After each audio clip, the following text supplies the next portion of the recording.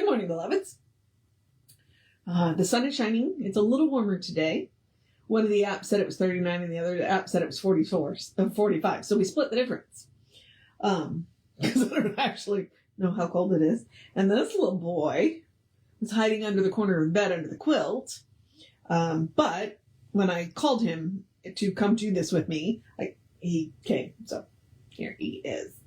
All right. And I'm running a little bit behind today because we went to see Hoppers last night. And it was a very sweet little movie. And mildly terrifying. So, but it was a sweet, little animated movie. And the main character is a 19-year-old girl. And yeah, who really cares? Very much so. So I do recommend it, although it does cover some themes. So, if you have very young children, you may want to check that out first. I do not have children. My partner and I are children. So, yeah, I love animated movies. So, okay, we're doing a new design for living. Let's do the housekeeping first. And all the housekeeping is me reminding you, we are Creative Life Spiritual Center. Pardon me. Website is creativelife.org. Constant contact email info@creativelife.org.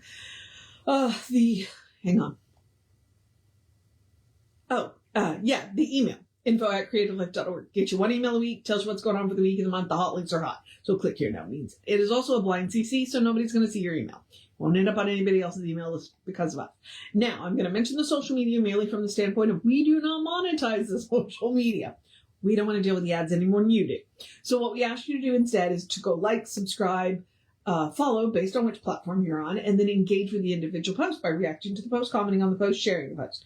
Bumps us in the algorithms, more people see our stuff, and frankly, that is the goal.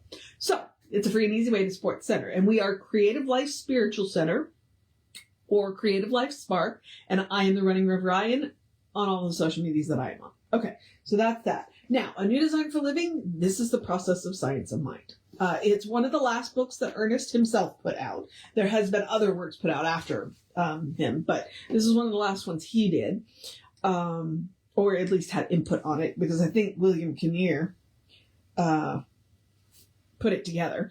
But that's what it is. It is the process of science of mind. This is how you do this. Science of mind is not a religion. It's a philosophy. It is a way of life. We don't teach you what to believe. We teach you how and why it's important. And that is what this book is. How and why. I don't know if my glasses need to be cleaned. So, yeah. So, we are currently in chapter 13, which is titled Successful Living. Yesterday we did planning your success. Today we're going to talk about being consistent. Okay? That's literally be consistent. Without realizing it, we too often negate what we affirm. Take the situation of a man who owned a store and sincerely prayed morning and night that his business would prosper.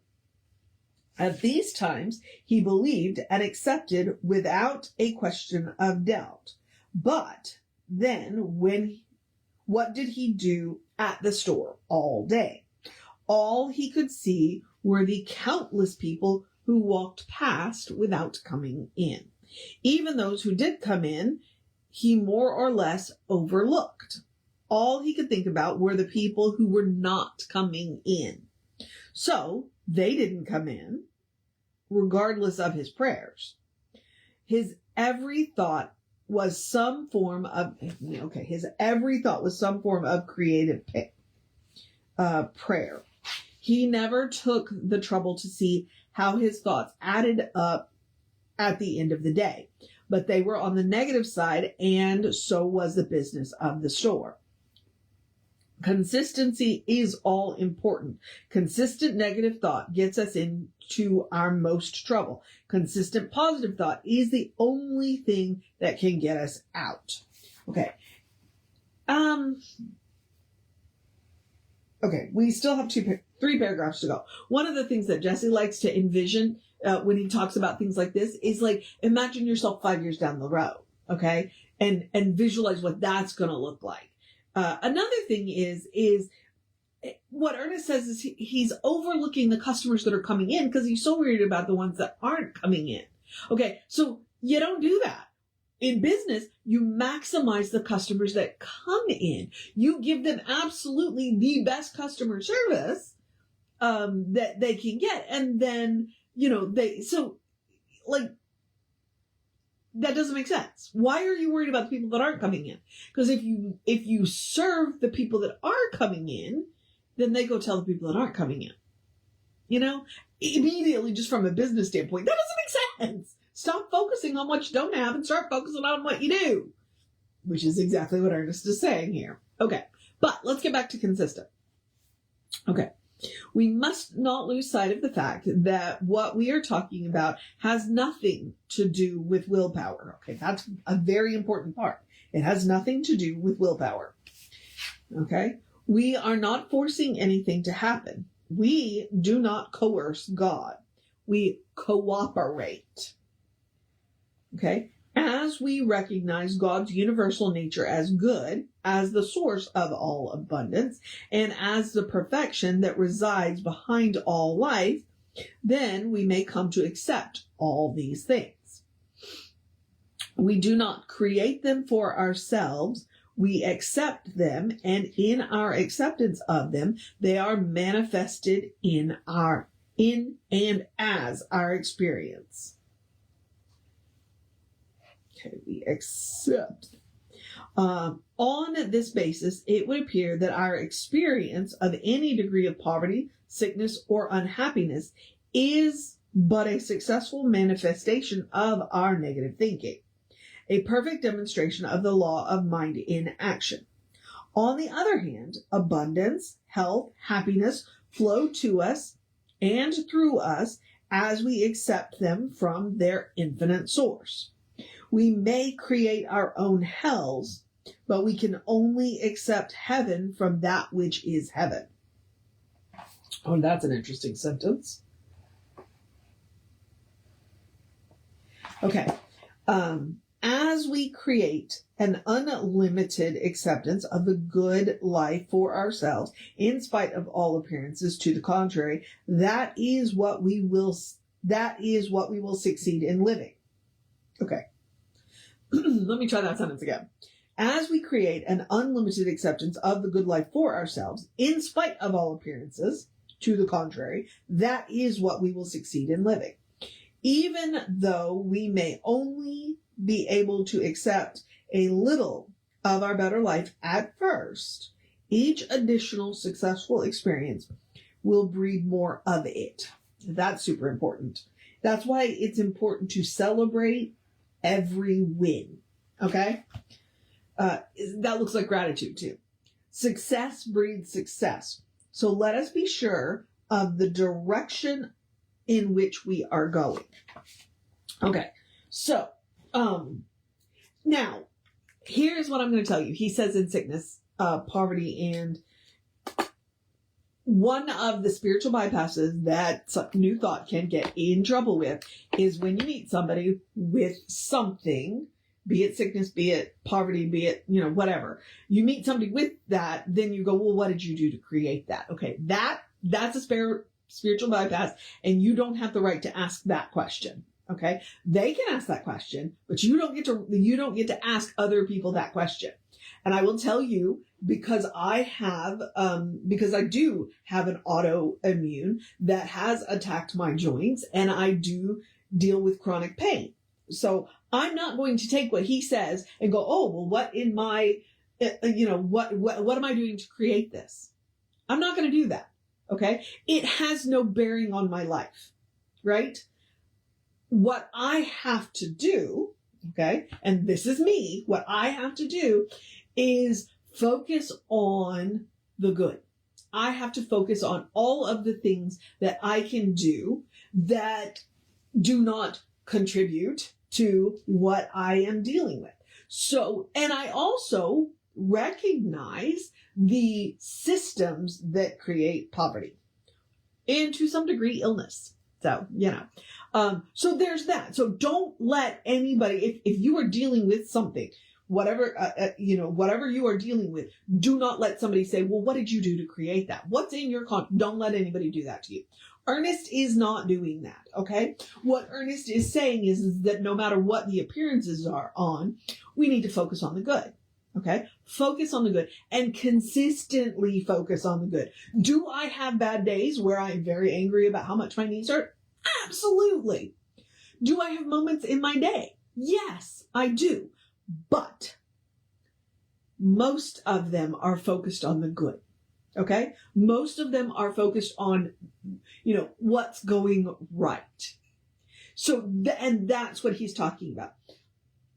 Do not worry about the individual weeds unless there are a lot of them. Focus on the good. Focus on what is working. Focus on what is helping you to build what it is that you want. And be consistent with that. Allow yourselves to have those moments. Allow yourselves to have, and like I said, don't freak out about the individual weeds, as long as they don't outweigh the flowers. Okay. And definitely, if you start to notice the weeds, then that's where you have your own work to do. And you can also go to somebody who can and say, hey, you know what? I've got these weeds popping up. Can you help me with this?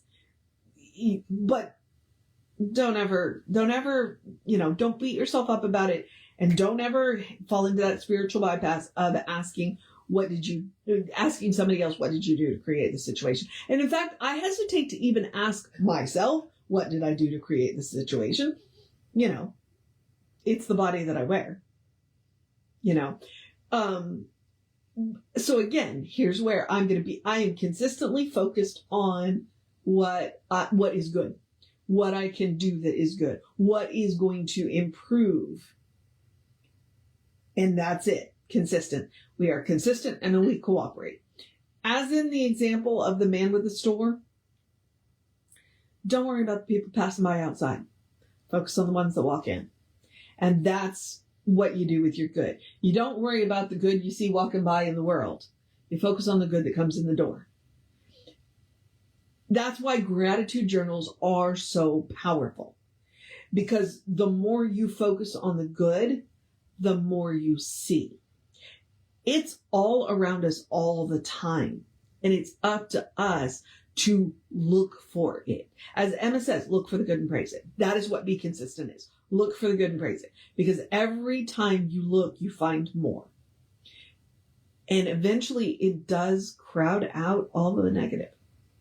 And then you don't have to worry about beating yourself up over the negative. Because you'll have a lot less. All right. I'm going to move on to the process of my day. So, I got to go. Dang. Sorry.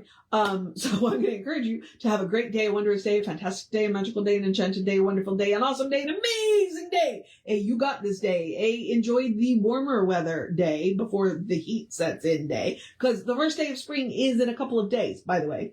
So go dance in the sunshine, drink plenty of water, tell somebody you love them, cuddle your fur babies, do what you got to do. Make sure you take time to sit down and rest day, a good day. And if that is too much pressure, because occasionally it is, simply have a day. You are enough, just as you are. You are a beloved expression of the divine. You are spirit in motion, God in action, a beautiful masterpiece and a work in progress at the same time, at your own pace, a brilliant light and a divine spark. And as Reverend Jesse likes to close, you are a godling. So explore the truth of your being. Get to know who the divine knows you to be, because the divine knows you to be good. And from there, anything is possible. Anything at all is possible. All right, beloveds. Reverend David will be on this afternoon. I'll be back with you. Oh, I wore my beads so that I can show you my beads because I constantly talk about them. This is my reminder. This is my anchor. This is what I use to remind me to focus on the good. Okay? This is my favorite pair right now, or my favorite string. I have others. But it's just, that's all it is. And it's simple and it's wooden beads, and I got 12 of them for about $20. So it's not even expensive. But this is one of the things that helps me stay consistent. All right. Now, Reverend David will be on this afternoon. I'll be back with you around 9-ish tomorrow. Take care of yourself.